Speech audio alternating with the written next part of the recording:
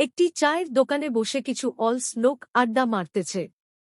একজন অন্য জনকে গুল মারে, অর্থাৎ মিথ্যা বলে, বসে থাকা বাকি লোকজন শুনে। দোকানদারের কোন সমস্যা নাই, বরং লাভ, দুই একটা চা বিক্রি করতে পারবে। এ তো প্যাচাল করে সময় নষ্ট করে লাভ কি, আসল কথাই আসি। প্রথম জন বলে, আমার দাদার একটা কুকুর ছিল। মানুষের মতো কথা বলতো আর গরুর মতো ঘাস খেত। দ্বিতীয় জনে বলে, আরে রাখ, তোর দাদার কুত্তার চেয়ে আমার নানার বিড়াল ছিল বড় ডিয়ারিং। পাড়ার যত কুত্তা ছিল, সব কুত্তার গায়ে একবার হলেও উঠেছে।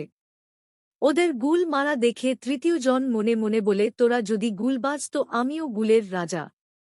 তৃতীয় জনে বলে, তোদের কথা শেষ হলে আমার কথা শুন। আমি বাজারে গিয়ে শুনলাম একটি বড় বিমানকে বাসে ধাক্কা মেরে নিচে ফেলে দিছে। মানুষজন মরে নাই, কিন্তু পাশে একটি কুত্তা ও বিড়াল মরা পাওয়া গেছে।